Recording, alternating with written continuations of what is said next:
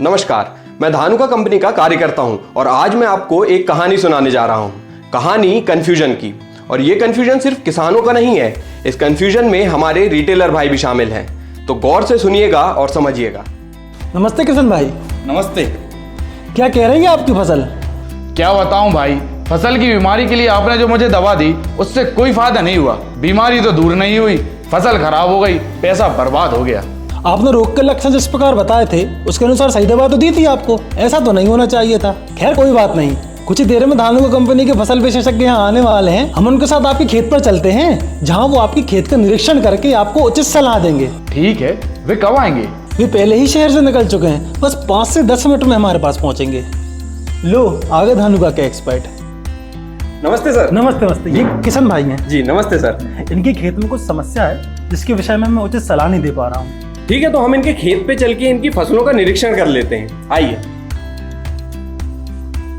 देखिए सर, फसल के रोगों से परेशान हो गया हूँ। महंगी से महंगी दवा लगा चुका हूँ, लेकिन कोई फायदा ही नहीं होता।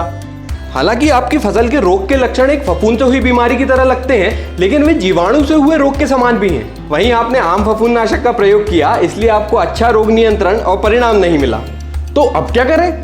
ये एक आम कंफ्यूजन है कि रोग किस वजह से हुआ है, यानी रोग फफूंद की वजह से है या जीवाणु यानी बैक्टीरिया की वजह से है, या फिर दोनों फफूंद और जीवाणु के कारण है। ये इसी कारण होता है क्योंकि फफूंद और जीवाणु द्वारा हुए रोग के शुरुआती लक्षण एक जैसे दिखते हैं। कोई भी साधारण फफूंदनाशक एक साथ फफूंद और जीवाणु दोनों से सुरक्षा नहीं दे सकता, और यही कंफ्यूजन हमारे किसान भाइयों को होती है कि कौन सा जीवाणु नाशक चुने। और हमारे रिटेलर भाइयों को भी यही कंफ्यूजन होता है जब किसान भाई उनसे ये कहते हैं कि पत्तियों पर धब्बे आ रहे हैं, फलों में सड़न दिख रही है या पौधे मुरझा के मर रहे हैं। ये सारी बीमारियां फफूंद या जीवाणु या फिर दोनों से होती हैं। बिल्कुल सही कहा आपने, ये कन्फ्यूजन तो रहती है। क्या कोई ऐसी दवा है जो दोनों तरह की बीमारियों पर असरदार साबित हो?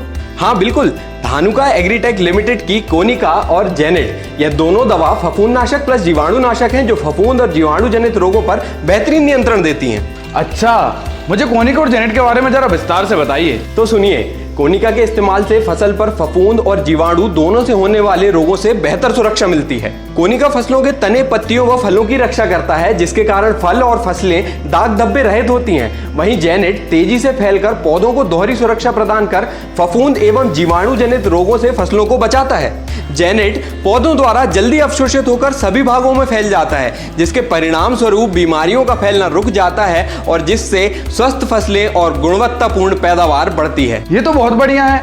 अब मुझे बताइए, कोनिका और जेनेट का उपयोग कैसे करें? किसी भी रोग का सबसे बढ़िया नियंत्रण पाना है तो रोग के शुरुआती लक्षण दिखने पर ही छिड़काव कर देना चाहिए।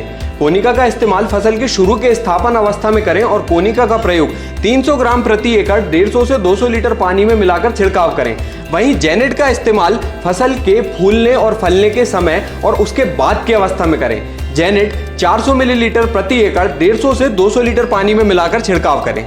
इन दोनों दवाओं के उपयोग से पाएं तनाव मुक्त खेती और हमारे रिटेलर भाइयों को मिले सही सलाह देने का कॉन्फिडेंस। अब से हम भी अपनी फसलों को देंगे कोनिका की आवश्यक सुरक्षा और जेनेट की Z+ सुरक्षा।